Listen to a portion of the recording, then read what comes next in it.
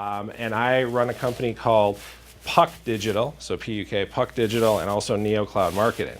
So you probably are wondering, okay, is this guy just glutton for punishment, or why does he have two marketing companies? The answer to that is NeoCloud was started about 10 years ago.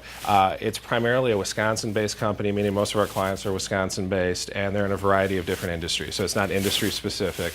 Puck Digital, which was started about 4 years ago, is a national company in the auto marketing industry, so we have clients all over the country, so it's kind of more specialized. So that's the difference between the two. I do these talks literally all over the country. I was just down in Florida, got here the other day. The weather isn't exactly the same. It was about 85 and sunny where I was, and I come here and it's like gloomy and cold, but I'm happy to be here. I've done this talk, or a similar talk. Every time we do it, we obviously always update it, but I've done a similar talk for Waco, this convention, a couple times in the past, so I'm excited to be back. It was great to be invited back. And because of the relatively, I don't want to say we have a small group, I'll say we have a group of high achievers here that are interested. This is always, and I was talking to Lori the other day, this is always a seminar that a lot of people, frankly, are intimidated to come to. Because they're like, okay, it's going to be about digital marketing, and I'm not a technology expert, and I'm not a marketing expert, and are you going to talk about stuff that I don't understand? As I was saying to a few of the folks that got here early, the way I structure these talks is really kind of broad spectrum. So some of the stuff is going to be rather elementary maybe for some of you. Some of the stuff is going to be rather advanced, right? But my hope is you're going to be able to take a lot out of this, and then we'll be able to fill in any gaps that exist along the way. Feel free to take notes. That said, for anybody who wants it, this is a Prezi presentation, so kind of the new kind of cool alternative to PowerPoint. For anybody who wants it, I will email you this presentation. So you can have it, you can print it, all of it, portions of it, whatever you want to do. All right? No. All you'll need to do is click on the link, and then you can view it, and you have the option to view it as a PDF. So you can do with it what you will. And where do we go to get it? I will. Well, I can either email it to you, or if you want to send me an email, it's just my first name. It's Udo, U-D-O, and then it's at Puck Digital, so PUKdigital.com. Yep. Or I can grab your emails afterward as well, and I'll be happy to email it to you. And I promise I will not do anything with your email other than email you the link. That's UDO at PUKdigital.com. And you have to put the digital? Yes. Yep. Yeah. Otherwise, like I said, if anybody wants it, I'll just take your email. I'll shoot you the link. So because we have a relatively small group today, what I'd love to do is just if we could go around the table, and just if you could say your name, the organization you represent, and then maybe one or two things you wanted to get out of this today. Like I said, we've got a lot to cover, but I want to make sure we can tailor it to what you guys are really interested in. So, that said, should we start right here? Sure. My name is Heidi. I work with the Utility Supply Group. I'm a vendor here at Waco. And the reason I'm here is to learn a little bit more about how in my business we can get ourselves out there a little bit more, get to the people that might be able to use our products and services. And then I also own some rental properties in South Central Wisconsin, and so I'd like to be able to see how I might be able to get the word out on those a little bit as well. Awesome. Thank you.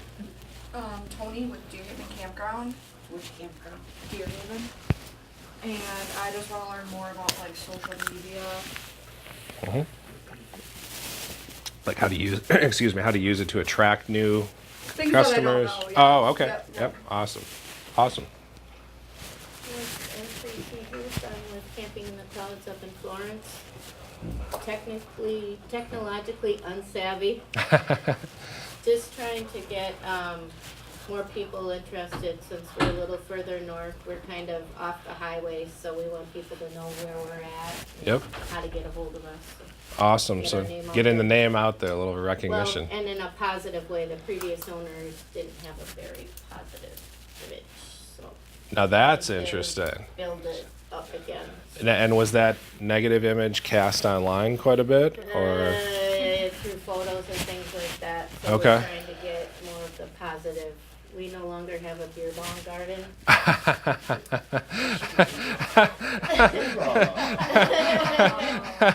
We actually had someone calling to make a reservation asking if that was still there. Oh, okay. All So right. it's stuff that we have to get off the net. Yep. And like I said, we had someone that developed a website for us, but it's not really promoting our campground in the way that All So you right. kept the same name and everything, I'm guessing? Yeah, because people know we're there, we just have to go from the negative and build up. And we have a bar and restaurant right on our property too. Well, I think when you buy a new place, can't you get those reviews You have to taken have off? proof that you have ownership. well, I'll, We were fighting it. we'll share some tips as we go through. I'm glad you mentioned that. That's why I like to ask. Because we have a dealership that we're working with in Roswell, New Mexico. And has anybody ever been to Roswell, New Mexico? Okay, couple people. Yes, the whole town is governed by aliens, right? It doesn't matter where you go, the gas station, wherever you go, the hotel. There's pictures of aliens everywhere, right? So my point is that when we were approached by this dealership, basically it was a similar story. Prior owner, Ford dealership, Ford Lincoln, by the way, so, pretty decent lines of vehicles. The prior owner had just kind of let the place kind of run amok, kind of trashed the reputation. And literally when the new ownership group came in, the people around town, we did some man on the street interviews, and they said literally we would never go there because of the prior owner. I'm not saying that's the case for you, but my point is, in that case, with some tips and best practices we're going to talk about today, in a matter of months, we were pretty much able to flip the script on that story. So now they're getting a lot of business. So we'll talk about some things that you might be able to do and apply to your So situation. like I said, we have a bar and restaurant that's on property too. Yep. And we've had people that, we've been here in the past, we want to come back, but we've heard this, so Yep. that's why we're trying it again, and they'll come back. But again, getting the campground name, people get an image in their head. Oh, yeah. and Oh, yeah. We're trying to turn Awesome. it around, so. All right, my man. I'm Aaron. I'm with Al's Foxville Campground from the Dells. Probably one of the younger people here, so this is like kind of my realm. And I love this. Yeah, well, most people are, We're taking a good look around.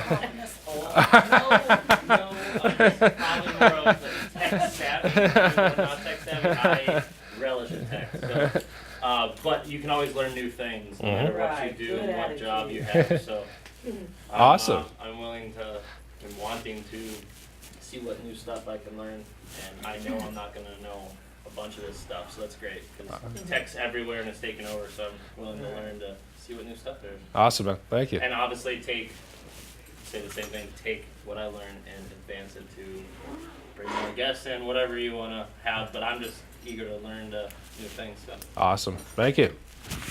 I'm Carol, I'm Mike and Carol, Lakeview Campground. I'm somewhere between him and her. Sure. We have a campground that we just bought this year, so we're going through that as well. We're out of state, or we could say out of state owners. We live in Wisconsin now, but we relocated up here and they asked us why the hell we did that.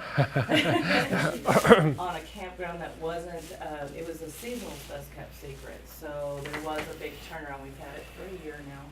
And there was the big turnaround of, who are you, why are you here, go back to Texas. Sure. And we're from Texas, so we'll hear a little twang there. But Morning. we can say more about the campground and how big it is, and we're here, I like SEO optimization. Sure. We wanna know also how to deal with Google for some of those negative reviews that are not fair because it's based on the Roma mentality. Yep. Although minus the beer bong, I think we have that. This person here. So, Yeah. Spoke too soon. just, new apps and new technology in the last 6 months, so any of that, optimization. Yeah, absolutely. So we're going to talk a lot about SEO. And what part of Texas again? Central Texas would be high tech. We come from high tech. We've had Yeah. careers around high tech. Uh-huh. Awesome. Austin? Awesome. We do have a lot of skill sets that we brought to the table. So I did a whole lot of Facebooking, and now need to get into Instagram and other things. But we have a bar restaurant as well. Awesome. Yeah, we love that area. We have a client in Waco. We have another dealership client in Waco. So yeah, so we got down to Austin a little bit, So but auto dealership. auto dealership, yeah. So yeah, so They're we fun. They're yeah so much fun. we love that whole environment down there. So we get down there a few times a year. So If anything, I think we're in trouble because we do laugh. We're not too serious, and they were. So we're just trying to lighten up. I think you all have that feeling too. trying to change the brand a little bit, the Yeah, image. Well, Yep. we have people that have been for 12 years, like had a seasonal, and parents have passed away. So I think it's some healing that needed to go on, and things. So it's just I'm sure the whole conference will touching some of that. Absolutely. Anything you can do. Awesome. And thank you guys for coming. I just want to, if you wanted to go over there so you wouldn't have to turn around, that's up to you guys. it's totally up to you guys. It's totally up to you guys, but I'm just thinking it might be easier. It might be easier to look from that angle. Oh yeah, no worries. Well, we understood there was a little logistic confusion. Thank you for coming. Yeah, I went.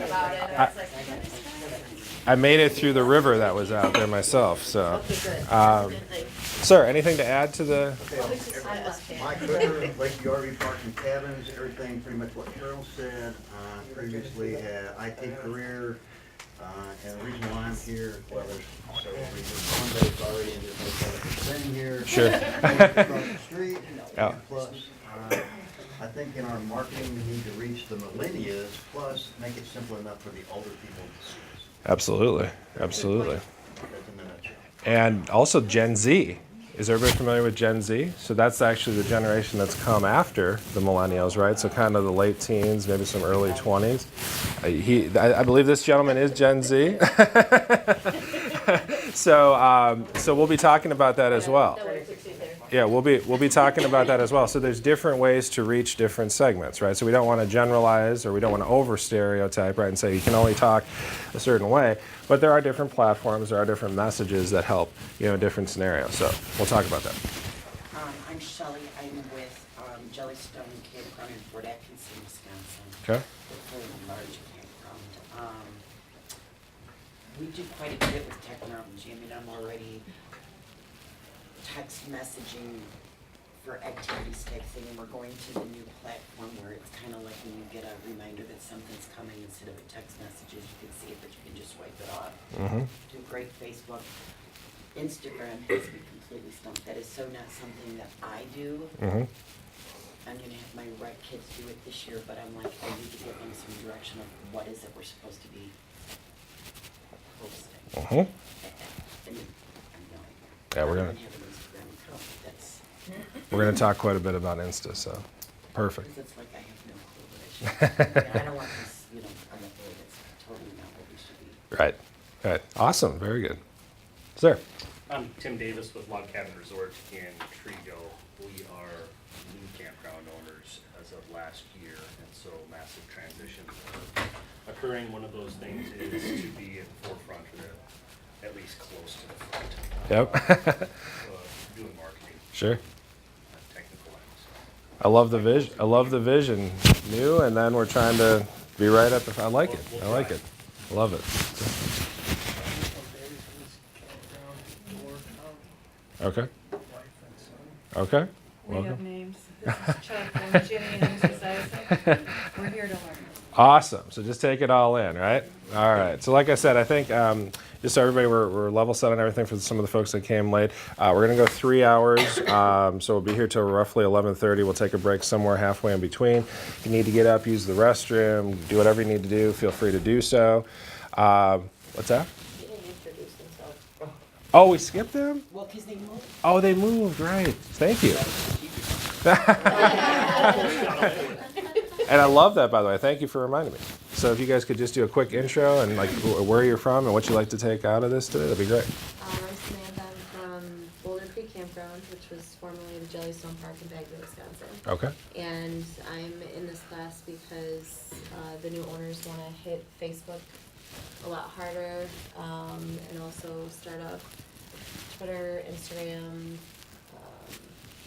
I'm trying to think of what the other one was. Pinterest, maybe? YouTube. Oh, YouTube. Yeah, Okay. they All want right. to do videos and just dig into the marketing. So we're going to go heavy up on social. Yes. Love it. Awesome. Anything? I'm Josiah from Spring Life Retreat, and we just want to learn how to be, when you search up retreats, want to be close to the top of the search engine so that people can find us. Awesome. All right. So here's the thing, right? So if we notice, I love it. First of all, thank you all for sharing your questions and what you want to learn. So if you gathered kind of from what everybody said, We've got brand management, we've got SEO, we've got website, we got social, we got all these things. We're here until 11:30. I promise you we're going to cover all of those things, right? But here's the thing, and I'll mention this again. If you guys would like this, I can send this to you afterward via email, so you can print it out, all or portions of it at your leisure. We're always available, my team and I've got a couple digital marketing companies, we're always available for questions. And for the Waco convention, I always tell Lori, we offer ourselves for a few days afterward, no charge. So if you guys have anything that you want to bounce off of me or anybody on my team, I've got, I run both companies, but I've got a team of social media folks that work with us, SEO people. Literally, this is what they do all day long for their career. So if you guys literally have any questions at all, let me know, and we will get them answered in the next couple days for you. No cost, no obligation. All right? All right. Fair enough. Shall we get going? I think I'm actually going to... Is that better? All right.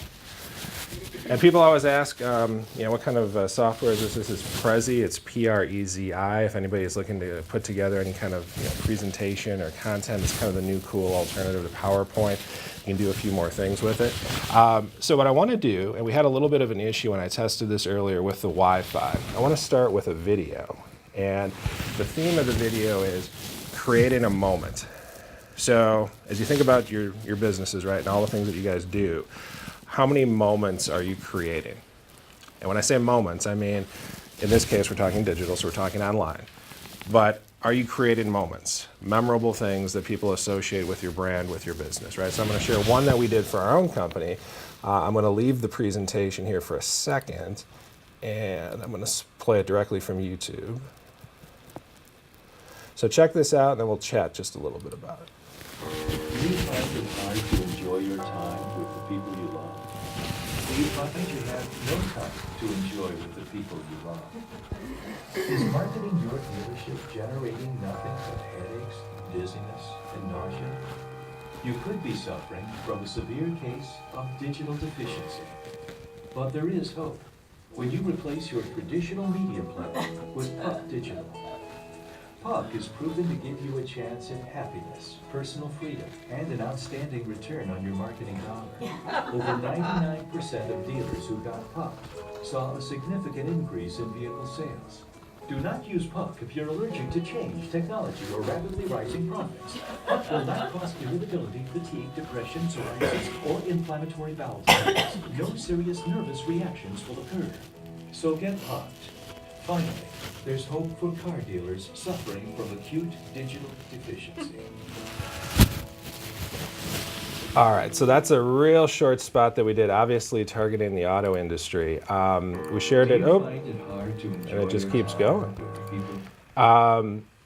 It's been shared on social between Facebook and a few other sites well over 20,000 times in the last few months.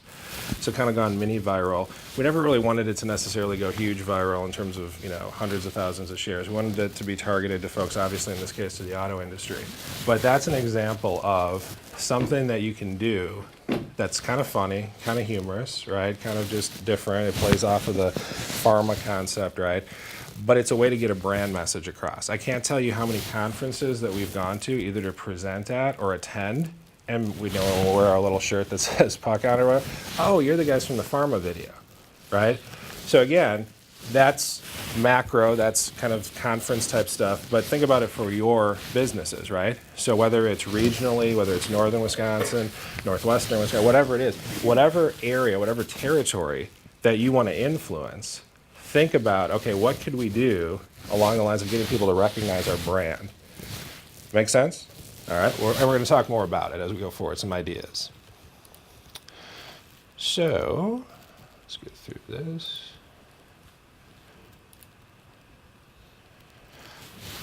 So today we're going to talk about websites. We're going to talk about SEO. We're going to talk about SEM. We're going to talk about social. We're going to talk about email. We're going to talk about all sorts of stuff. But before we even do that, this is bonus material. You guys didn't even sign up for this. I'm giving you some bonus stuff, right? So, top 10 themes for 2019.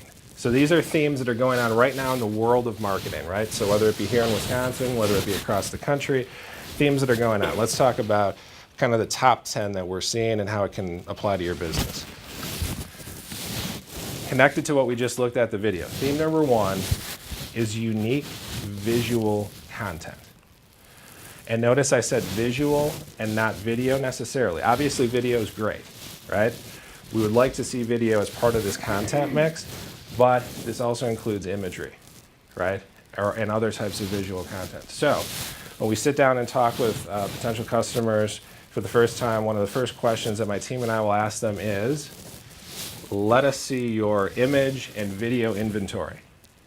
And what do you think the first answer we get is? What's that? What's that? Or crickets, right? So, or, you know, here, look at my iPhone and take a look at what we've done recently, right? All right, well, I'm here to say there's nothing wrong with periodically using your iPhone or your smartphone to take some short video or, you know, take a few photos. That's perfectly fine. In fact, social sites encourage you to do that, right? It's in the moment. What I'm saying here with this theme is as it relates to your business, it's really important to have an assortment of high-quality photos, right? So high-resolution photos, and at least a handful of higher quality, professionally done video content. Okay? So what does that include? So photos could include obvious things like pictures of your location, right? Pictures of your team, pictures of yourself, pictures of the experience, right, at your facility. Same thing with video. What could that include? Again, maybe a tour of the facility. What is it like for people when they come into the campground, right? Coming off the road. What are people seeing? What are they experiencing? You know, who are they meeting with, right? So the experience there. So, is anybody doing that right now? A couple of us, maybe? All right, so a couple of us. Obviously, obviously the videographer is. That's awesome. But you can probably attest to that, right? So telling a story through video, it's really, really important in high quality images, because what can you do with those high quality images beyond just have them on hand? Obviously share them on your website.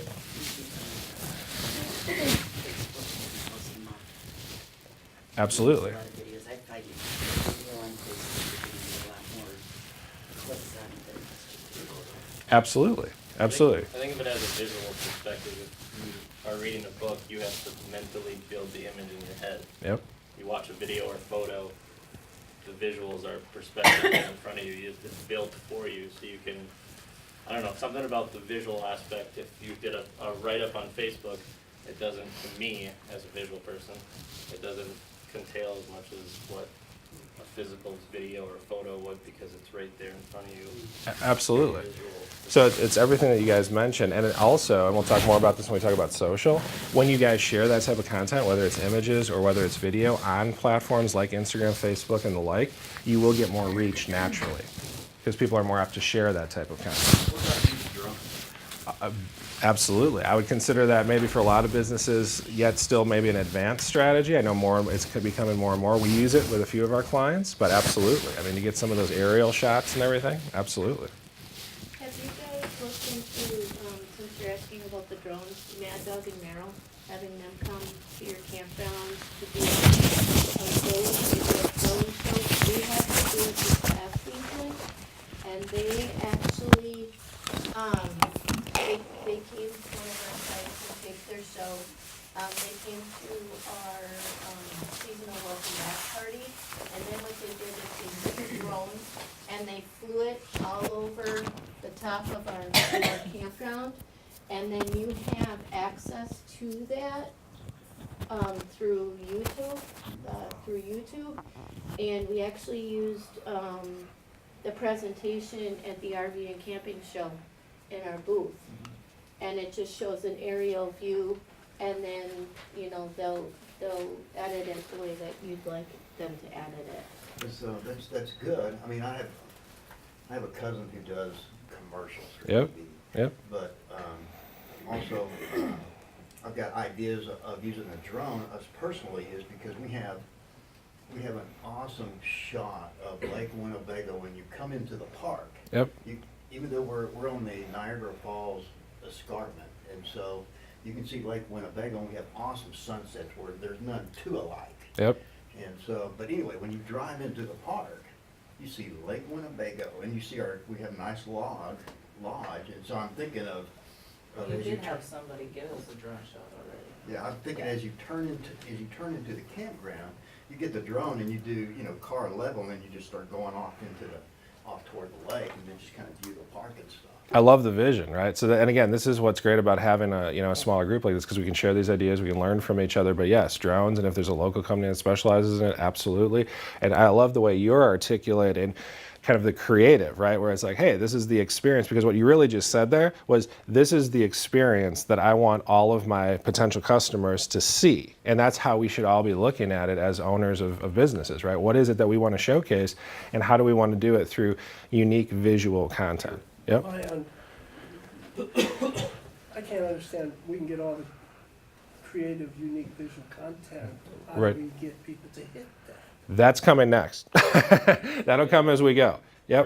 For you, if you're willing to spend like maybe $400 to get your own drone, DJI Spark is like, you know, it's like that big, but I've been looking at the Maverick. so yeah, so a little bit more money, but totally they're coming for fun. Yeah, absolutely. I'll get that one, he can get the Maverick. Maybe worth doing it yourself if you want. I mean. So theme number 2, I love the ideas, guys. Let's keep it going. Let's keep sharing ideas, keep sharing insight. So theme number 2 is content is and as the key differentiator to your business and to your strategy, right? So it's a general theme, but it's a really, really important theme. So what we're really talking about here is, and you can kind of get the sense from this visual, right? So we're talking about a combination of things. So we're talking about in person, we're talking about online, we're talking about at your location, your business location, we're talking about on the phone, right? So what is it that our business is producing in the way of content that will help differentiate us from our competition and will help entice people to do what? Come and check us out, or if they've already been there, come back, right? So examples, and we'll talk about this more as we go. What are we doing with our website? Meaning, are we updating the content on a regular basis? Are we refreshing it? Are we putting any new copy out there? What is that copy? Kind of along the lines, sir, of what you were saying about that vision, right? Are we conveying that vision? Are we telling a story, literally, right? What are we showcasing? On social, are we just slapping a bunch of photos out there? Or is there a plan? Is there a purpose? Are we telling a story? Are we conveying the right things? So again, these are all questions we want to ask ourselves. Are we blogging? Is anybody blogging? Couple people. We're going to talk more about that.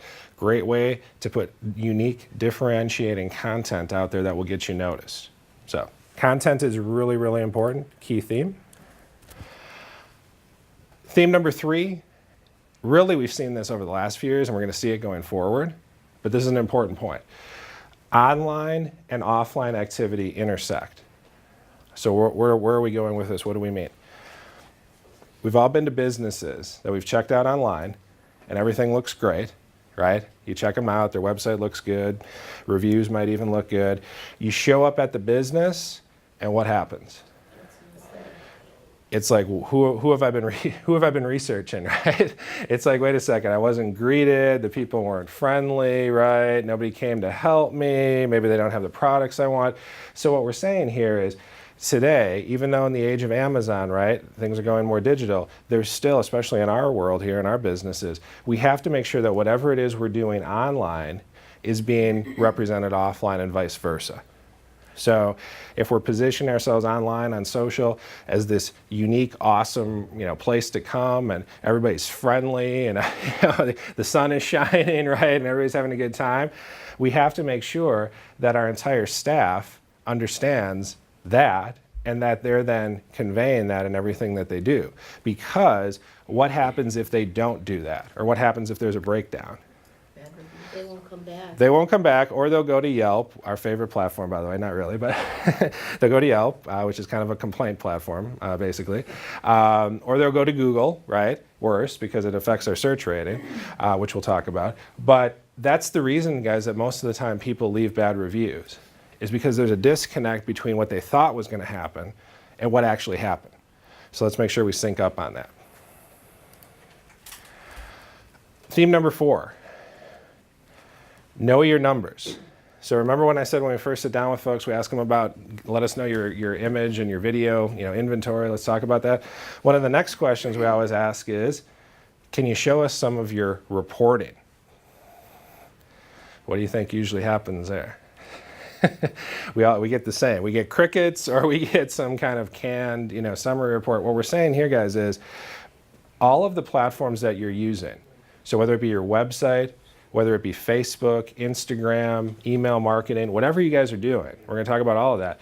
All of those platforms have built-in reporting mechanisms. We have to be looking at that regularly. What's the rule of thumb? How often should we be looking at that stuff? Every day. That would be awesome, right? And we've seen that with some of our clients that, Well, when you have nothing else to do. right. What I'm going to say is, at a minimum, guys, a couple times a month. At a minimum, a couple times a month. Some customers, some clients of ours, they get really structured with it, right? Because it fits their corporate culture, and they say, you know what, every second Tuesday of the month, we're going to have our reporting meeting from 12 to 2. Okay, well, that doesn't always work. It works for some companies, doesn't work for others. But don't let weeks or months go by without the key people at your businesses understanding what the heck's happening. It's not good enough that you have a post that got 500 likes and everybody's excited about it. That's great, but what happened with all the other stuff, right? More importantly, what happened to your website? More importantly, what happened with some of the other content that you put out there? We have to look at the numbers regularly to see what's happening. So that's like you said, the number of likes and views and. We're going to cover, we have a whole section in here on analytics and reporting, so I'm going to give you some more insight, but I just want to kind of get everybody thinking about that concept, because for most businesses, they're not looking at this stuff a lot, and it's really, really helpful if you do. All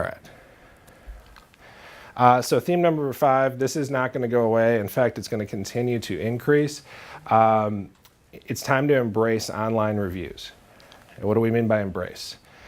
That means understand that we're going to get positive reviews, understand that we're going to get negative reviews. Let's start with negative first, just so we can cover off on that. If we get a negative review on Facebook or Google, as an example, what do we do? Respond to them in the most Positive way. positive way you possibly can. Okay. Don't leave it unattended. Yep. All right. So here, Because then yeah. the smart people that realize that that guy was an idiot because he left a review that was not something of your liking. At least they can see your review and see that you positively Exactly. try to fix the problem. Exactly. So I love the direction on that. So here's a couple thoughts. So first, and it sounds elementary, everyone, but we have to do this. Let's make sure that we understand where people are talking about us online.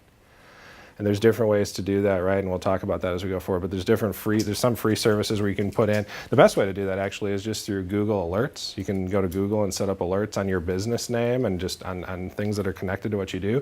And Google will send you once a day or twice a day or whatever frequency you want. They'll send you any notification of anything that's happened related to your business name online. It's a really great way to understand what people are saying. But the first step is, let's make sure on these main platforms our business is represented. Meaning, I can't tell you how many times we sit down with folks and they don't have a login to their Google business profile, or they don't have a login to their business Yelp account. Right? So even if people are putting these comments out there, they have no way to respond because they've never claimed their business, right? So let's start there. Let's make sure that for our business, we own our Google business account and we have access to it. We own things like our Yelp account and have access to it. And frankly, any other review platform that you guys think makes sense for your business or where people are leaving reviews. So in the case of that bad review, I love what we were talking about earlier. Our rules of thumb are as follows. If the review is completely off base, threatening, something wrong with it, something factually inaccurate, whatever the case may be, we've had pretty good success with petitioning Google or Yelp. Has anybody done that ever? Worked? Advisor. Yeah. Worked for you? Well, some guy came in and said, not only bashed the place, but then said that in the city there was a outbreak in the lake or something. Okay. You can't Sure. make it seem like there's A crisis. can't cause a crisis. No, Right. Right. Like that was the idiot. Right. That I'm referring to. But yeah, they took it off. Yeah. So the point is, if you claim your business right on these platforms, and if somebody leaves a review that's over the top, not based on anything that's actually happened, slandering your business, whatever the case may be, you can petition Google, you can petition Yelp, and in most cases they will follow up, and in most cases they will remove those reviews. We've had that happen. So that's one thing to be aware of. If the review is factually accurate, and we've all had these experiences where for whatever reason, something went wrong, somebody had a bad experience, whatever the case may be, right? Then it's, again, exactly what we just talked about, which is, sorry, Mr. or Mrs. Smith, you had that experience.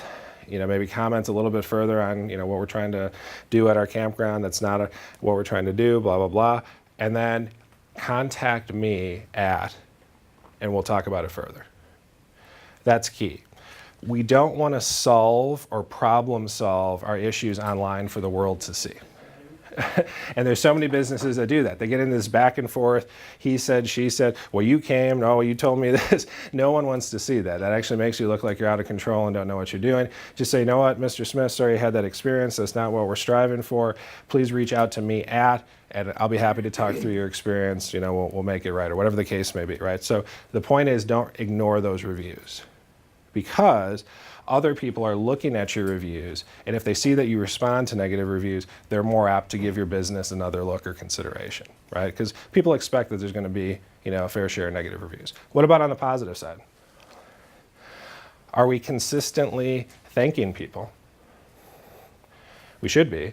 So that doesn't mean that every single review has to have a 2-paragraph response, but at least a thanks. Hey, thanks for taking the time to review us, right? So again, what we're saying here is just, let's be aware where people are talking about us. Let's make sure we have the platforms. Let's make sure we own our platforms, and let's make sure that we're responding appropriately, right? So you say you have to own your platform. It means you have to have a Yelp account, you have to have a Facebook account, you have to have a Twitter, you have to have an Instagram. The main ones I would start with are Google Business, Google My Business, or Google Business, Facebook business page, if you have one. It's a business page. Yeah, Facebook, it's done through business, and we'll talk more about it, but so Facebook business page or business manager. And then unfortunately, like I was kind of kidding earlier, unfortunately Yelp is still out there and still kind of a prominent one. So I would start with those three, because Google and Facebook, we were actually just at Google's headquarters in New York a few weeks ago. Their primary headquarters are in California, but they also have a huge location in New York City. And we were there for a search conference, and they were talking about, they didn't say, that's funny, they actually don't use the word Facebook at Google. Did you know that? Yeah. We were there, and they refer to it as the F word. So we're at this conference, and they're like, well, the F word. So obviously they do it a little bit jokingly, but the point is, Facebook is really, really relevant to Google. So even though they're competing, and we'll talk about that for similar things in terms of relevance online, what happens on Facebook really does matter to Google search in terms of how relevant things are. So my point is, that's why I say, for review purposes, let's start with Google, let's start with Facebook, and let's start with Yelp and make sure we have those accounts. You probably already have a Yelp account and you don't even know it. Well, that's what I'm asking, because that was dogged last year. You have to claim it.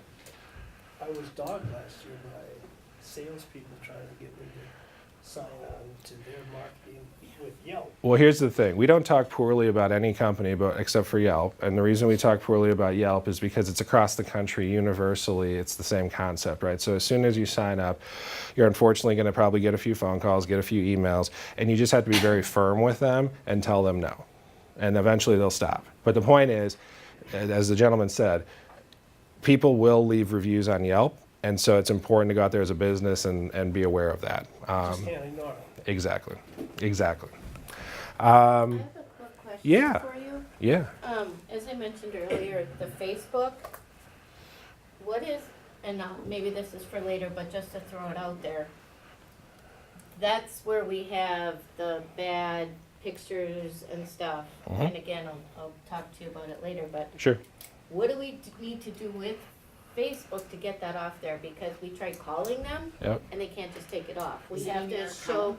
we have to show statements of proof that we are actually the current owners, even though that account hasn't been in use for at least 6 years. So actually, I'm going to echo the question that was asked. So are we talking about, so is this a Facebook page for the business? Yep. Okay, so it's an old business page run by the previous owner, and you don't. Who has no recollection of So there's what no anything login is. information, it's just floating out there, it's just, okay, yeah. That is kind of it's unfortunate, but that's kind of the Facebook black hole, which it sounds like you're kind of, and I don't mean that in the sense that it'll never be resolved, but you're right. I mean, we've seen those cases where without login information, Facebook does require you to send in, or you can upload to the account, some type of proof of that ownership transition, and then what will happen eventually, it will happen, they will grant you, they'll delete that page and they'll grant you the ability to set up a new one. Okay. So that will happen. We've seen cases where we've had to ask Facebook 3 or 4 times over the period of a few weeks, just so that we stay on it. It's kind of an unfortunate reality with Facebook. They will pay attention to the loudest voice. So if you keep on them, they will respond. Okay. So that would be our advice there. So with all those 3 major networks, Yep. when anything is reviewed and put online, is it dated? Oh yeah. Yep. So it's time, dated, yep, everything. So they can say, oh, so I didn't notice that before. Yeah, absolutely. 2-3 years ago, it should be dated as such. Oh yeah, and we've seen plenty of, like, as an example, Yelp profiles where there's been reviews that are out there for 2-3 years, just as you noted, and nobody's ever really done anything. Someone's And really looking at it, they say, oh, but that's exactly. So they'll be able to see, right? But we don't want to leave. My point, I would say, I hear where you're going, but we don't want to leave that to the user's interpretation. We'd rather control that. We'd rather kind of direct them how they want to think. Theme number 6: Year of the Influencer. Bet you never thought you would see the photo here. Do everybody know who this is? No, it's not Kylie Jenner. Oh, yeah. All right, so this is Kylie Jenner. So this is part of the whole kind of Kardashian crew and everything. Does anybody know what Kylie Jenner is known for or famous for? the youngest one doing cosmetics. Yeah, oh yeah. And does anybody know what her estimated net worth is? $1 billion. Yeah. So she, One of those crews actually has a talent. so she, so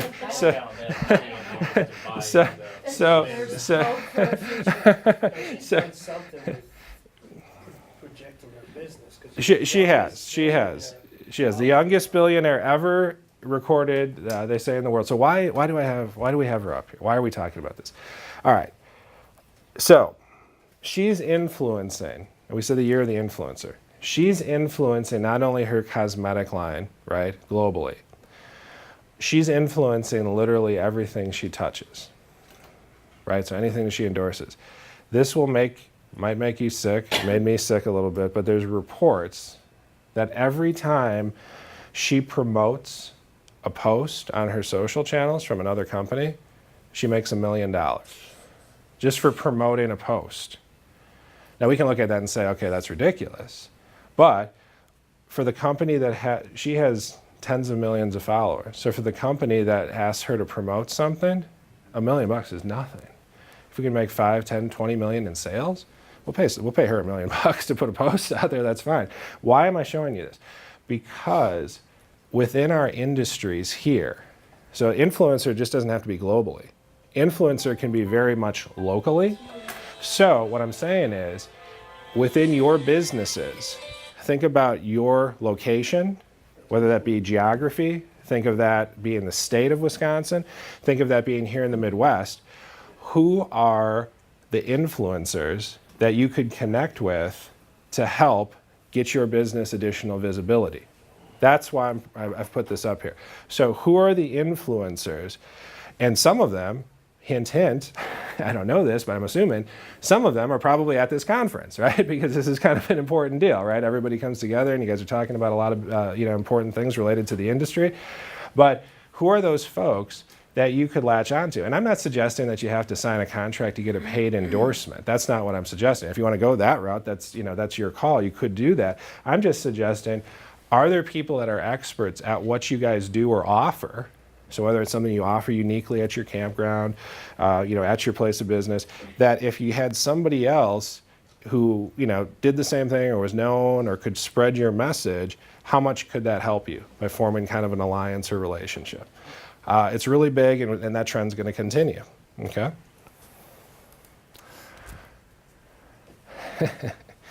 Theme 7, hyper-personalization. Does anyone know who this guy is? He is a gator. Does anybody know what gator or where what he represents? He's a what? He's a blue. Yeah, exactly. So this is the logo for a company called HostGator. So HostGator, as the name implies, they do web hosting. They do a lot of different things, but they primarily do web hosting. So they're competing with companies like GoDaddy and others, right? So we don't do hosting at our company. We're not an IT company. We do websites. We build websites, but we don't host websites. So a couple weeks ago, I was checking out HostGator's website to, what are they offering? What are their hosting packages? Because for our clients, we recommend different hosting solutions. So we're like, oh, let's check this out. What do they offer? All right, so I did that. 3 days later, I'm on ESPN.com, right? So I'm checking out a sports story, whatever. And all of a sudden in the corner, I see this guy. So the corner of ESPN, right?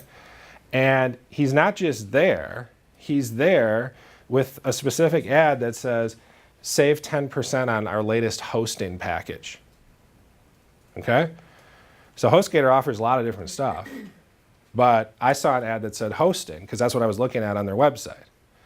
That is called site retargeting or remarketing, right?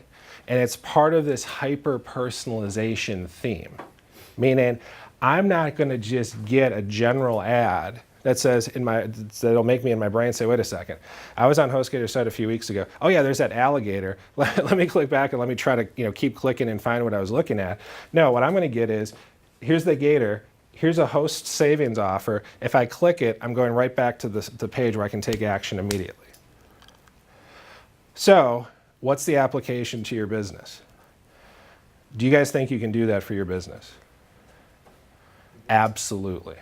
So like when you're on a website for some product, you're looking at it, consider buying it, you decide not right now. Right. Then a day later, you're on a totally Facebook is a different, big one. Exactly. Facebook, and that exact product is in front of you. Correct. Even though you've never seen it before, you did that search for it. Correct. Okay, Yep.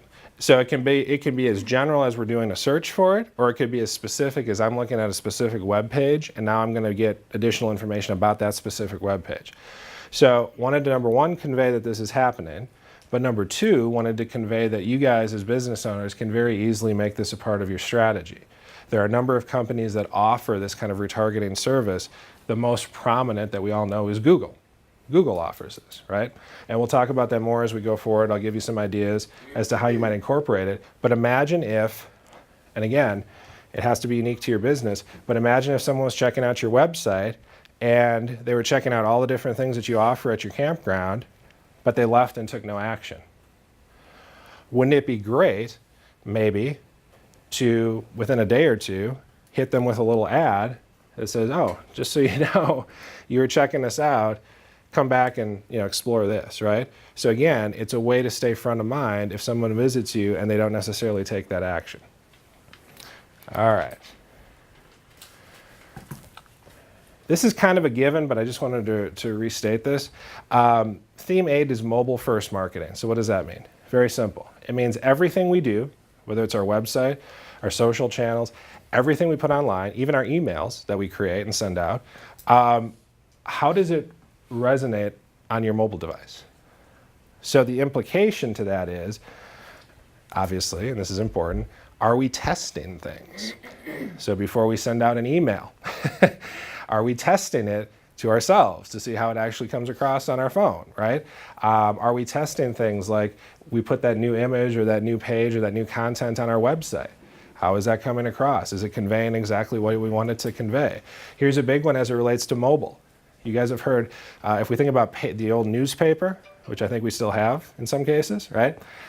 You've heard the concept of below the fold on the newspaper, right? So below the fold where the newspaper is folded.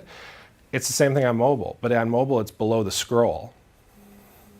So that's a really important point. So on mobile, what is the viewer seeing before they have to use their thumb to scroll?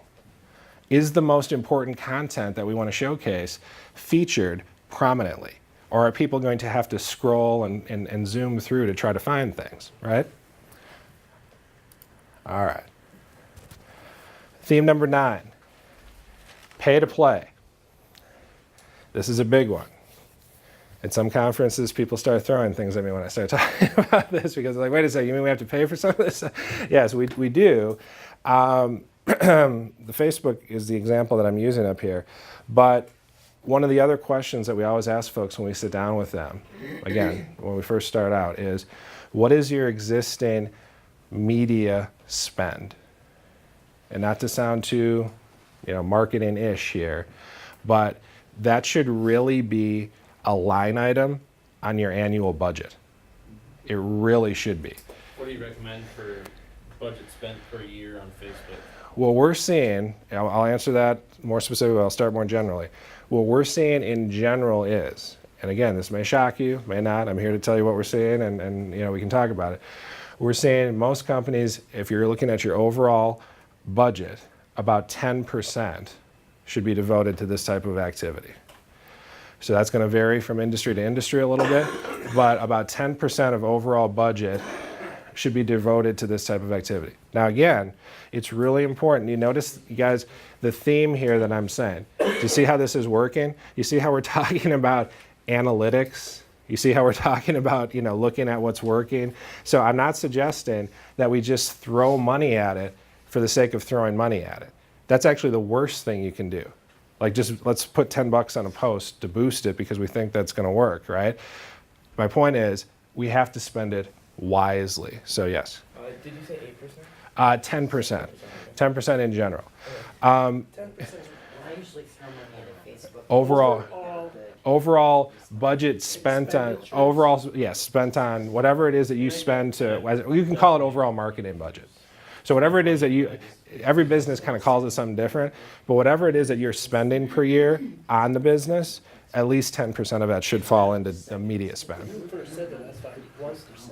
No. Immediate spend, you mean like just ads? Yeah, exactly. So what you're spending to promote or advertise or market the business, 10% of that has to be media. We have some clients, believe it or not, and again, it's based on industry. We have some clients that 90% of their spend is digital. You Again, go through all this, it starts to sound more and more like a full-time job. What I'm trying to understand is, do you devote 10% of your time to this kind of thing? Your time that you've allotted and so forth, and then 10% of your budget? well, you've actually asked the million-dollar question, and it's a very astute question, which is, and we're going to talk about that as well as we go through, which is, at what point, or who does this activity? And we're going to spend a lot of time on that, talking about it so that you have the right plan in place. But when you start talking about spending 10% potentially, on things like this, you have to have the right people devoted to it, people who know, obviously, the platforms and what they're doing. But it has to be a wise investment. And for a lot of businesses, it does make sense to, and I think it was mentioned earlier, whether it be in video or whatever, to have some folks come in and assist with that. So that can make sense, but it depends on the business. So let's talk a little bit more about pay to play. So Facebook, let's just start there. 5 years ago, let's use a real simple example. You have a business page on Facebook 5 years ago, and let's say you had 100 people that liked your page, right? You posted something on your page. Of those 100 people that like your page, how many of them saw your post? 20. 10. Facebook at the time would tell us anywhere from 50 to 60. So this was 5 years ago. What is it today? 1. Facebook tells us about 3 to 5. So we have to understand that that's happened, and I use Facebook because they're the biggest, they're the behemoth out there right now in the world of social, but that's happened on all digital platforms, that same concept. So in other words, 5 to 6 years ago, you could post something on Facebook, you could get roughly half of your audience to see it just by posting it. Now, if you post it without putting any money behind it, yes, there's still a little bit in Facebook's algorithm that says if you get likes, if you get comments, if you get people sharing it, right, that'll increase your reach. But what they're telling us is if you don't get a ton of likes and comments, about 3 to 5 people on average are going to see that. Why? Because people don't share it. People don't share. Because they want to make money. They want to make money. By the way, Facebook, just like a lot of these companies, are a publicly traded company, right? Meaning they have stock investors. And how do you support your stock price? How do you make money if you're a company like this? Through advertising, right? By the way, how did Facebook become an advertising giant over the last 15 years or so? Because what do they have? They have all the data. Marketing is all about data. They have all the data. And how do they have all the data, by the way? We gave it to them. And we gave it to them for free. Because we went out there and we said, we work here, we like, this rock band, we like to go here for dinner, right? We like to go here on vacation. They let you check in, so they know what They know all of that, and they've collected that for well over a decade, beyond that. And so now they're at a point where they're like, wait a second. And this goes back to what we talked about earlier, hyper-personalization, right? So in other words, now on Facebook, I as a business owner can say, you know what? I'm going to put a post out there, and I'm going to show it to people who live within 10 miles of my location, who are female between the ages of 40 and 55, and who like volleyball. But the only way you can measure that success is if that person likes that, comes to your business and spends money. Is that not correct? That's the only way you can measure that money spent. Here's the thing. We're going to talk about conversion. Conversion is really, really important. So conversion, and this is a really good question. This gets into the analytics, but I'm happy to go here a little bit sooner. We're going to talk about it more in the analytics section. For everything we do online, as a business, we have to assign a conversion value. Now again, that sounds like we're in some university somewhere and I'm giving marketing speak, but it's really, really important. Conversion value. In other words, what are we trying to accomplish? Are we trying to accomplish getting people to a specific page on our website? So in other words, I put a Facebook post out there and I do exactly what I just said in my little example, right? We're going to target those people. And my goal is, within that post, I want to drive people to a specific page, those females that I was targeting in that example, a specific page on my website. That's my goal. I want to get hits, and then when I see that, I'm going to go to Google Analytics, which we're going to talk about in a second. So Google Analytics is what we have on our site that tells us everything that happens once people get on the website.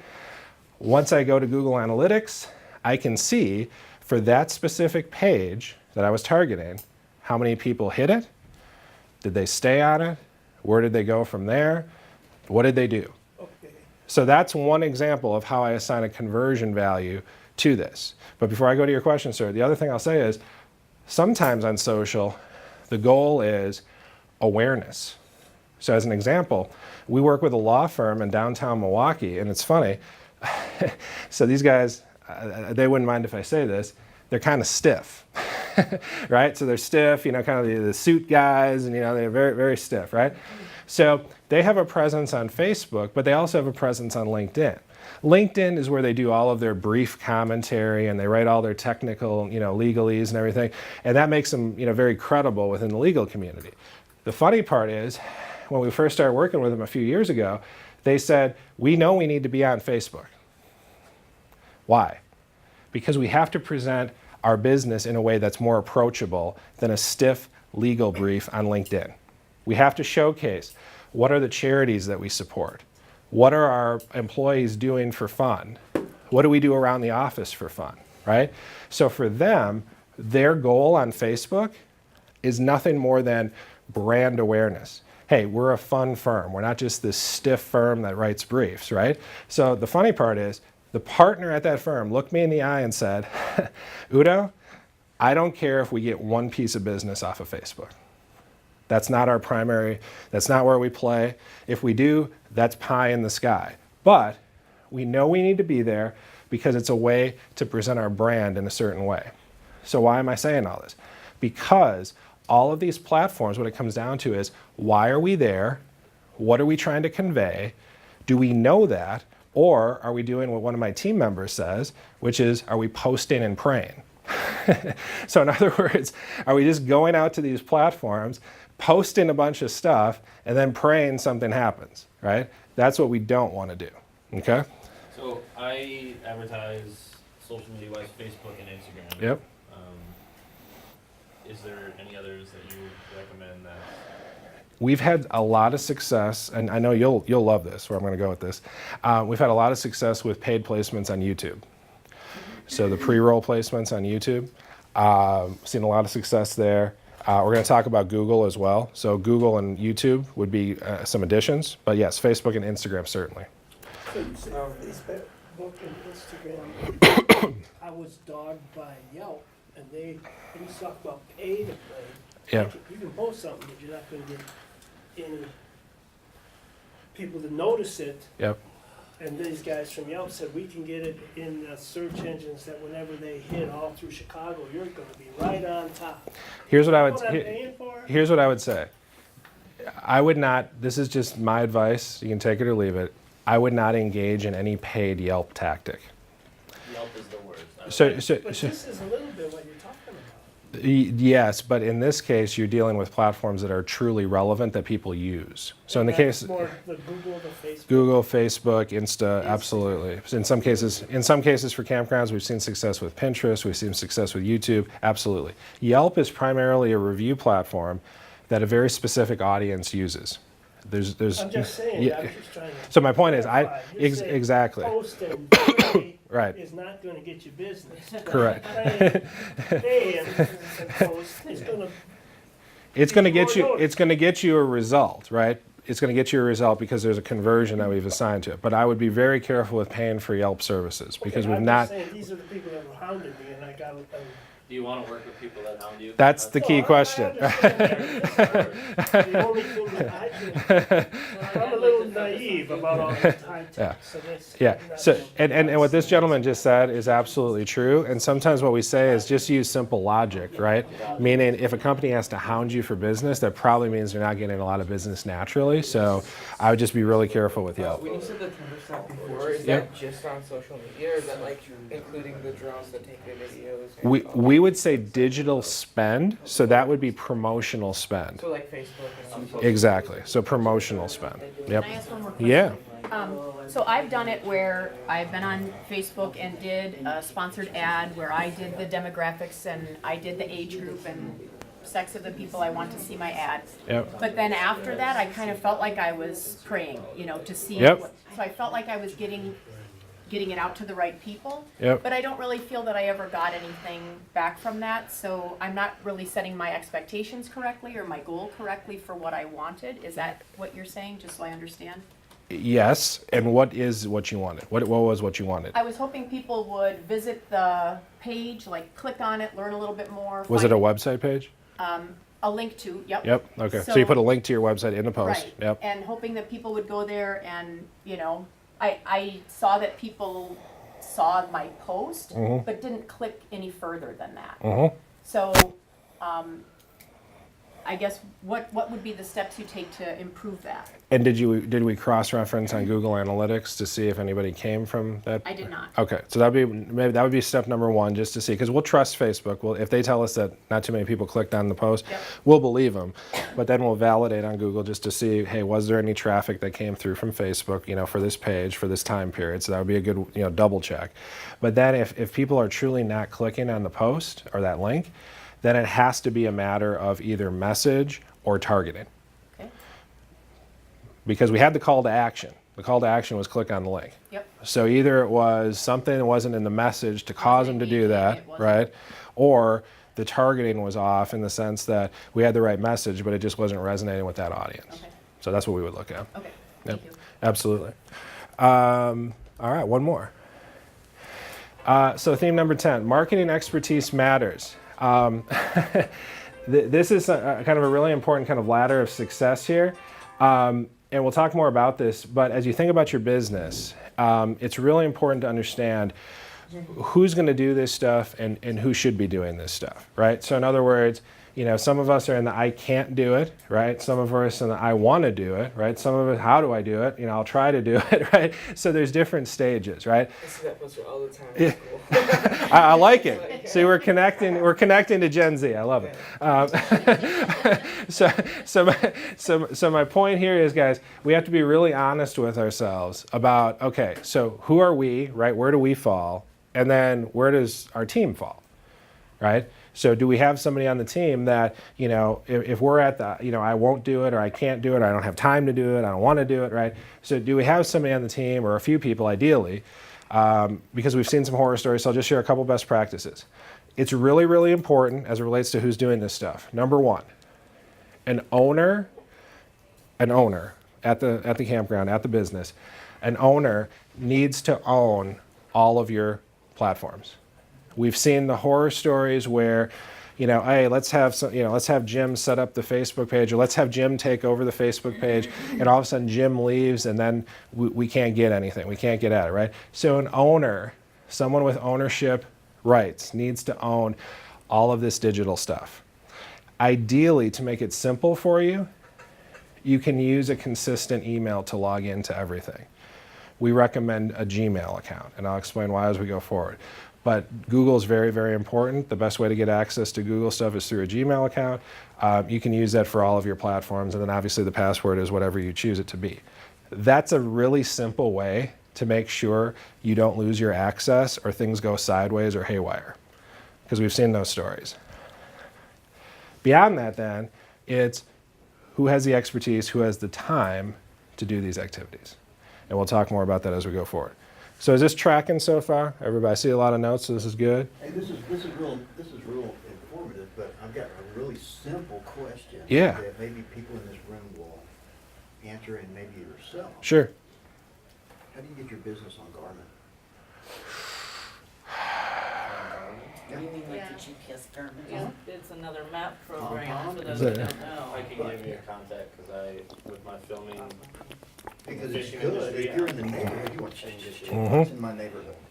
A lot of people use Garmin, Yep, because you want technology to answer your questions for you. absolutely. And we're going to talk about voice search too. So yes, I'm glad you have that connection. I own a fishing show, Fox Sports North, Fox Sports Wisconsin, we're sponsored by them. Hey, slow that down, So I I did not can- hear one. Fox Sports, I say it so many times, Fox Sports Wisconsin, Fox Sports North, Fox Minnesota, Sports Wisconsin, we're sponsored by Garmin, so. Okay. Great, if you- Well, there you go. that would be- I'm still not getting it, Fox Sports Wisconsin. Yep. Because we're from Wisconsin. Oh, yeah, you're Texas. Fox Sports. All right, guys. We're going to go for probably 20 more minutes, and then we'll take a break. So we're tracking. We'll get everything wrapped up by 11:30. Because aren't you guys going on a bus or something afterward? There's a bus. Oh, just back. That's not the crude or the bar. Oh. Okay, all right. Oh, that. All right. So here we go. So let's start. Now we're going to transition into website. So as it relates to your website, it's really time to take a good, hard, long look at your website. We suggest you take a good, hard, long look at your website at least once a month, right? But this is really, really important, right? So website, why is this important? The analogy we use to kind of drive this home is think of the internet as nothing more than a virtual library, right? So you think of Google, you think of Bing, you think of some of these other search engines. Really all they're trying to do is categorize and store information, right? They're just trying to categorize, store information. You go to these search engines, you type in things, and all of a sudden, results show up. So your website, think of it this way, is a book within this virtual library. That's what it is. You have a website, it's a book within this virtual library. The goal is, how do we get Google and the other search engines to showcase our book when people go to search for information within this library, right? So that's what we're going to continue to talk about. So let's start with the website. Let's start with this. This is really important. So my website, does it remind you of the brand new Audi? Or does it remind you of something from a prior age? Here's what I would say about websites. And I don't want to burst anyone's bubble, but this is really true, and I'm here to speak the truth. I'm here to speak reality. If your website is more than 4 years old, unfortunately, you're over here, whether you like it or not. And why is that? Well, the reason that is, and there's a reason why we use the car analogy, because just like with cars, technology as it relates to websites rapidly changes, right?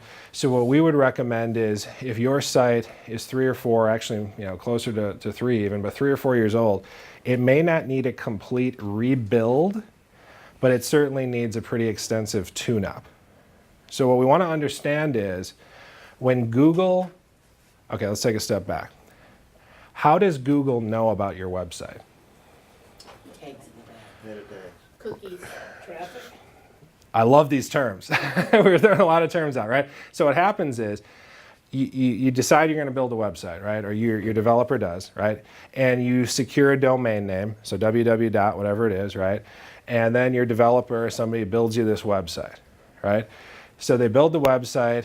They then host the website through a company like we were just talking about, HostGator or GoDaddy or something. So you have your domain name, you have your website, you get this hosting account. Hosting is just simply a fancy way of saying a way to promote or have your website be visible to the public, right? It's being hosted. It's out there for view, right? So once it's hosted, what happens? Once it's out there in this world of the web, what happens? There's crawlers, bots. Love it. Love it. So what happens is Google will send out what are called bots or spiders. And those are that's actually what they're called, bots or spiders. And they scour the web and they're looking for information. Are these actual people or are they just like? These are actually it's machines. So these are actual machines that Google will send out through their search engine. The program. Programs. And they will hit your website, your new website. And when they hit your website, let's pretend this is your web page, what are they doing? They hit your website and they crawl it literally left to right, top to bottom. Not just your home page, but every page of your website. So that's another important thing to understand. Every page of your website is indexed by Google and by the search engines. It's not just your home page. So what's the implication of that? You wanna make sure you've got terms on there that people are actually searching for. So if you're doing a Google search and you type in camping, all of the camping stuff comes up. You wanna make sure that word is somewhere on your website so your site's popping up when that search term is given. Correct. And we're going to talk about that more in the SEO section. You're absolutely right. The implication even beyond that, though, is they're looking at how well your site is constructed. What does it say? What does it look like? What should it be indexed as within their search engine, right? So they're looking at the URL. They're looking at every page. The implication as well is people, and this is where Google Analytics makes a ton of sense for us to look at. We're going to talk about in a second, the stats. Oftentimes your home page is not the page that people look at first from your website. So everybody has this impression, our home page looks amazing and we've done all these things. What if the first page that your visitor, first time they ever check you out, what if it's the Contact Us page? What does the Contact Us page look like? What if it's the About Us page? What if it's the whatever, some product you're offering, some service you're offering? What does that represent, right? So my point is, all of those pages are indexed. They're all searchable, right? So now going back to this. The older our website is, if you think about the back-end technology of a website, just like the engine of a car, right? The older our website is, the higher the chance that something within the back end, from a technological perspective, is not up to modern Google or Bing standards. So what happens when they crawl the site, because by the way, they don't do it once, they do it a number of times a month, typically. What happens when they crawl and they come across this? They won't go any further. They won't go any further. Their bots will bounce off. And what does that do to our rankings? Brings them down. It starts to penalize us because they're saying, wait a second.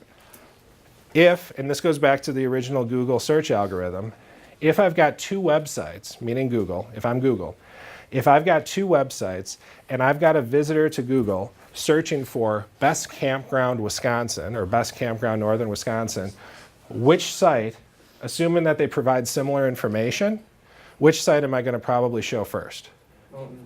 This one. Because why? It's a better user experience. That's what Google will say. It's a better user experience. And we just talked with them literally a few weeks ago about this out in New York. So the point is, I'm not trying to depress anyone.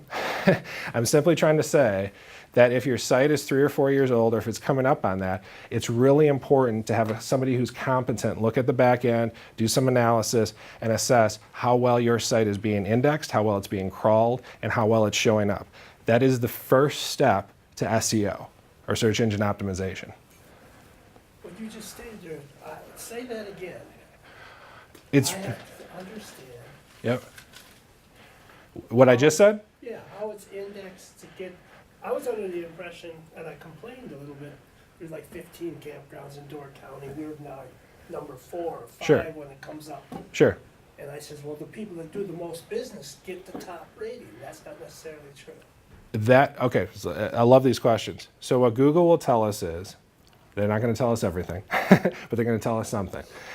Google will tell us that within their search algorithm, to determine what shows up first, there are about 245 different factors. So literally 245 factors. When you go to Google and type in best campground northern Wisconsin, Google's algorithm within milliseconds is crunching 245 or roughly that different data points to assess what should show up first. One of the foundational things they look at is website health, which is what we're talking about here. So in other words, they will not, if they're given a choice, they're going to show a site that they deem to be healthy more so than a site that has dated technology or a broken back end. So that's why it's really important to understand at the foundational level, we can do all the on-page optimization we want. But if Google is giving us a poor crawl score, we're in trouble. You have to know the rules. We have to know the rules. Is it gonna go up with ADA compliance? It could. This is more the technical piece, though. So in other words, You know, hold that in for a little bit. yeah, so it'll help. But this is more on the back end. Do we have broken links? Do we have, are things awry, right? That's really, really important because, like I said, so many businesses, they get all caught up in, okay, we got to spend a ton of money and we're gonna, we're gonna do all these things. But if the website is fundamentally broken or awry, we have to fix that first. Is this something that, what you were talking about earlier, that some of your associates could help us out with, or who do we, because like I said, my husband and I, we have no idea how to do any of this. Oh, sure. So and again, my primary goal for being here is I know the people, so I try to help them out with a talk. We're not here to necessarily, get business, but if you want to talk to somebody on my team, I'm happy to get you, at least you can have a conversation because like I said, we have guys that do this all day. So that's their full-time job. So let me throw out there so you can yay or nay or Yeah. degrade. Wix.com has a lot of templates and allows people who don't know a lot Yep. to be able to get started. Yep. Not circumventing you, Yep. but what have you seen as might be the broken links or the concerns Here- to Wix.com? Here's the issue with Wix and with GoDaddy. Here's the thing, and I always like to use this analogy, and I always like to get people thinking about things because I don't just want to. I think here, Wix, GoDaddy, and all of these kind of free or low-cost websites, they're really good for a few different types of folks or businesses. They're really good for people who are just starting out. They're really good for people who don't have a ton of budget, right? And what they do is they allow you to get online. So that's really good. There's nothing wrong with that, right? They do, The- you can't customize as much. But the downside is, and this is what I always encourage people to think about. So think about businesses that we all know and that we're probably familiar with. So think about, General Electric. Think about, S.E. Johnson. Think about, the Iron Horse Hotel in downtown Milwaukee, right? Think about the Pfister Hotel. Think about some of the Bartolotta restaurants, in and around Milwaukee. Are they using Wix? No. Are they using GoDaddy? No. What are they using? Why are they not? They're not because they understand that if you use a custom site platform, like some of the platforms are WordPress, Joomla, Drupal, there's a few different ones that are like custom code concepts, you can get a lot further with Google and the search rankings through a custom site than one that's mass produced. And not to get too into the technical things of like a Wix. Yeah, that's one of those philosophy things too, Yep. because in a campground setting, I'm not defending, but I do Yeah. feel like I'm defending a little bit. You've got a smaller business who's doing their, 10% this, 10% Right, that. They right. may have a 10% franchise fee. Yep. So our marketing budgets are way smaller than maybe a dealership or Oh no, I hear or you. a restaurant, Yeah. can be at first. So Right. I think it might be just an option for some of the people who haven't Right. even began. So just Right. to Oh, absolutely. connect I'm not between saying you shouldn't A- do it. I'm not saying you shouldn't do it. I'm just saying we need to understand that there's limitations and there's reasons why people choose to do other things. Can you do the ADA compliant on those types of platforms? Yeah. There's plug and play, drop and Yeah. play. All right. And then touch and grow from something, Exactly. I agree. It's certainly a good foundational. Yeah. For certainly good And you foundational. have plug and play things to do too. that you can recommend. Right. All right. So here we go. So we're still on websites, guys. So we talked about the importance of having our back end of the site constructed properly. The second thing that we want to talk about is, please make sure you have Google Analytics set up, meaning you have Google Analytics, a login to Google. It should be a Gmail account, like we talked about earlier, that the business owns, associated with the business owner. That you have a Google account, you have a Google Analytics account, right? And that Google Analytics is installed on your website. And when I say installed, what does that mean? That means when you log into Google Analytics, and you can do this or you can have your website developer do it. We're happy, like I said, we can give you some direction as well. There's a snippet of code within Google Analytics, within that account, there's a snippet of web code that needs to get installed on your home page and every page of your site. That's really, really important because what a lot of businesses do is they'll slap it on their home page, and what does that do? That gives us data on the home page. It doesn't give us data on everything else, right? So we need to have Google Analytics installed on every page of our website. Once we do, and by the way, Google Analytics is free. Once we do, we are then able to log into Google Analytics at any time and see what is going on our website. So in other words, we can see for any given period of time, we can get real-time data. Like right now, we could be looking at your Google Analytics and seeing how many people are on your website. We're able to see how many users, what pages they're looking at, where they're coming from, right? So are they looking at us from Madison? Are they looking at us from Chicago? How long are they spending? What pages are the top traffic pages on our site? Is it just real time? Is it only real time, or can you look back at? You can look back at any period you want. You can even do historical comparisons. And that's what we would encourage you to do. So, this month, this year, compared to last year at this month, what are we doing? How are we trending, right? So this data becomes extremely valuable. It will also tell you what are the traffic sources. So in other words, are people finding you through organic search? What's organic search? That's people typing, hey, best campground, northern Wisconsin, right? So they're looking for terms that might be associated with you. Is that how they're finding you? Are they finding you through some other way? So all of this data is available. And remember what I said earlier about reporting. We have to just commit to looking at it. Because if we don't look at this, and if we don't have it, we literally have no idea what's going on our website. Is this all tracking? It all makes sense? All right. Very, very important. Oh, before I go on, one more thing. Everybody familiar with bounce rate? No. So is it up here? Bounce rate? Say again? Bounce rate? Bounce rate. Bounce rate. Yep. So bounce rate, this is one that we want to pay attention to. It's a metric that Google Analytics will report. And simply stated, it's this. How many people check out a page, because the bounce rate is for every page of your site, it'll be ranked. How many people check out a given page on your site and bounce, meaning leave, and don't check out anything else on your website? That's extremely important because it tells us how effective that page is. So in other words, if I have a content page that's focused on something that we offer at our campground, some service or some opportunity or something specific, and my bounce rate is 85%, meaning of all the people that come to check out that page, 85% leave my website and don't check out anything else, that probably tells me there's something wrong with that page, right? Whether the messaging is off, whether whatever it is we're trying to position is off, right? So bounce rate is really, really important at a page level. It tells us how good our pages are, how they're performing, right? The other thing we can assess is where are people going once they hit that page? So do you see how this all factors in to kind of what we were talking about earlier as it relates to conversions? So in other words, if I have a social campaign, right, and I'm driving people to a specific page on my website, I'm going to be paying attention to how that page is performing. That goes back to your example earlier. So you're driving people on that Facebook post to a certain page on your website. Well, within analytics, we're going to look up just that page, and we're going to see, okay, how many people hit it? Where were they coming from? Where did they go once they hit our website? All available through analytics. So we can start to make some decisions about, do we want to run that again or do we want to do something different, right?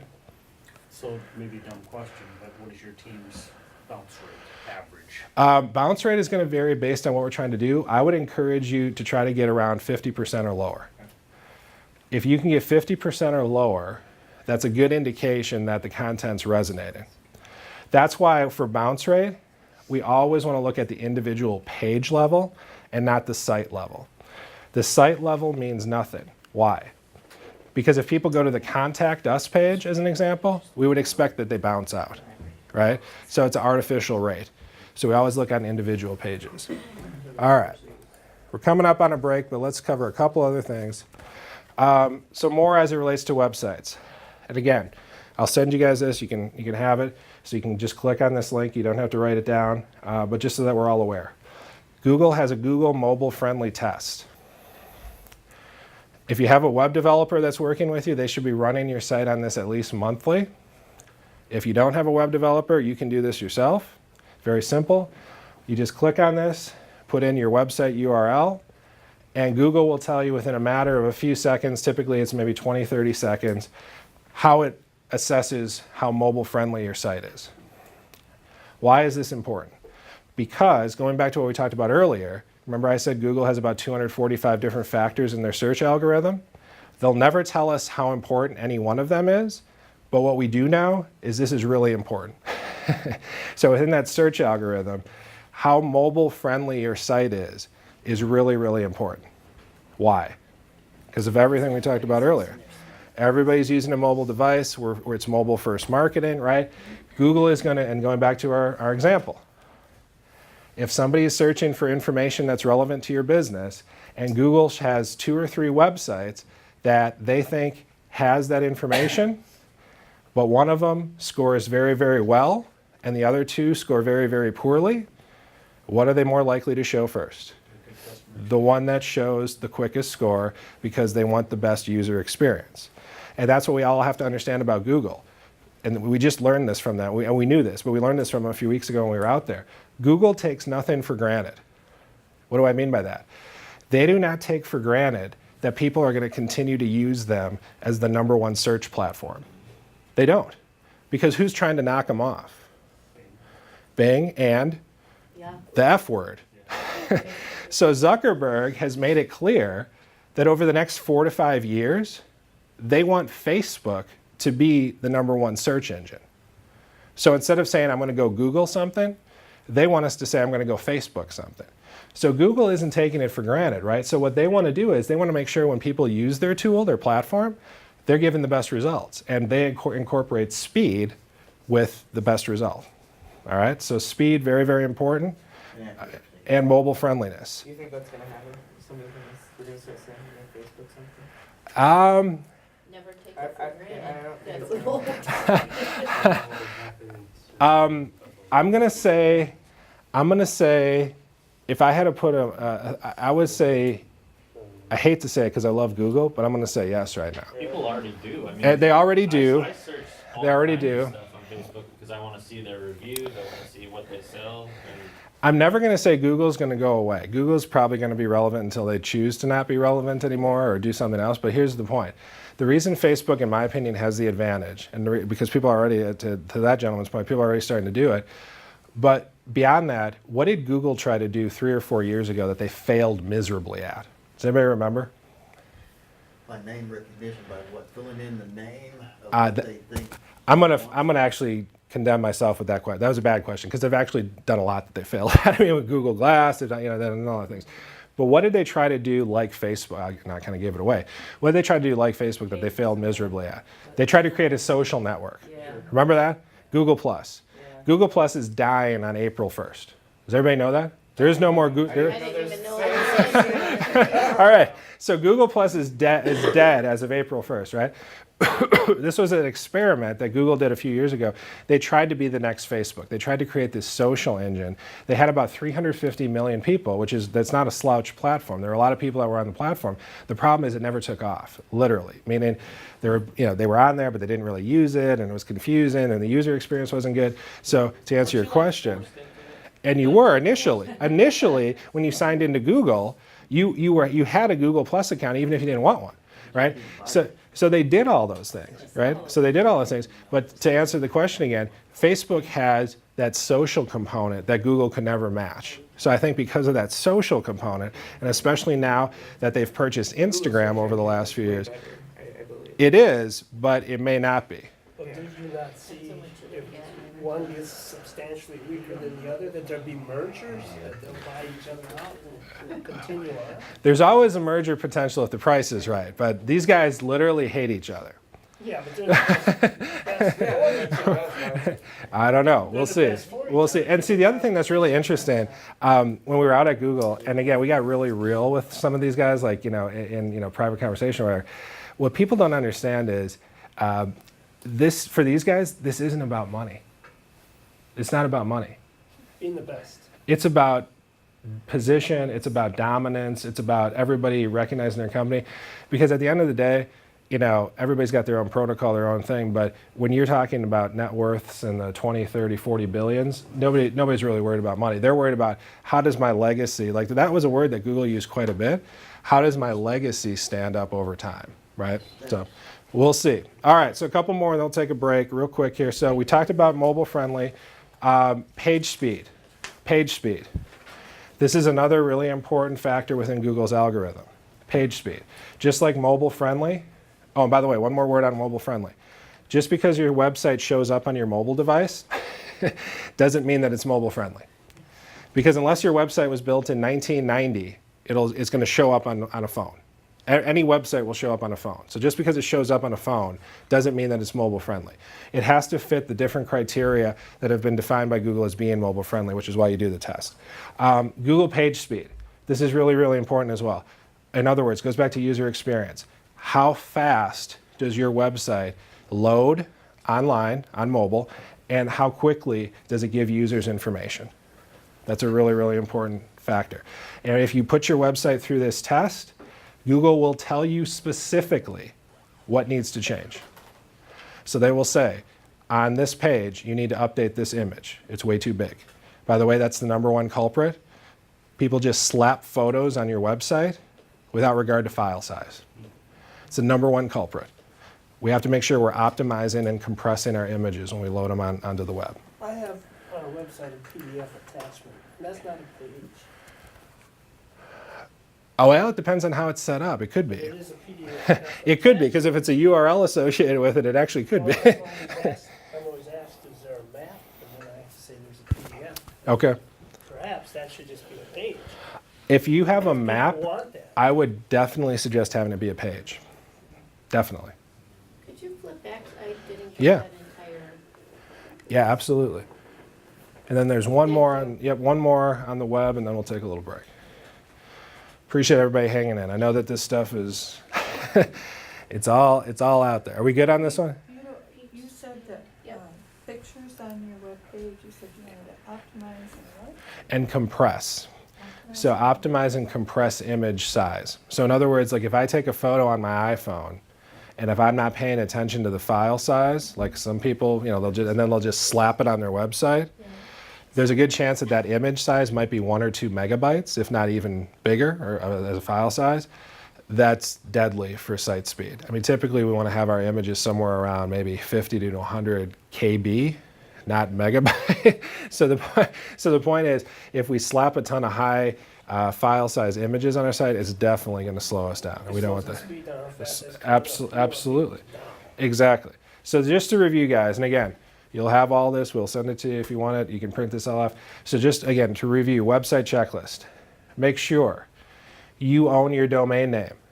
That goes without saying, but believe me, we've heard horror stories where people don't own their domain name. All of a sudden, the company that set it up owns it, right? So make sure for your website, whatever it is, www. Whatever it is, that you own the domain name, that you have access to the account where that domain name is held, right? That you own the hosting account. The domain name and the hosting account could be the same company, or it could be different. Sometimes, like GoDaddy as an example, you can buy a domain, you can also host there. Sometimes you can host differently. So make sure you own both, and obviously make sure you own your website.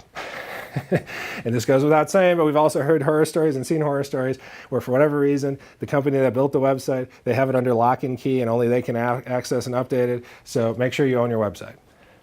Number two, make sure you have access to the back end of your website. So in other words, you have the ability as a business to go in and make changes as needed. Number three, make sure you have a Gmail account for your business so that you can access all these different accounts that we talked about. We said this, but just to reiterate, Google Analytics on every page of your site. Number five, regular, we're going to talk about this more when we come back from break as it relates to SEO, but making sure that we're doing regular content updates, including on-page copy and blog content. And then finally, conducting at least a minimum quarterly assessment of site speed and mobile on those tests that we just looked at. Minimum at least quarterly. If we do that, just by doing those things, you'll be well ahead of most of your competitors. Well ahead. Most of your competitors probably don't even know that that stuff exists, half of it. So just by doing it, you'll be ahead. All right, let's take, it is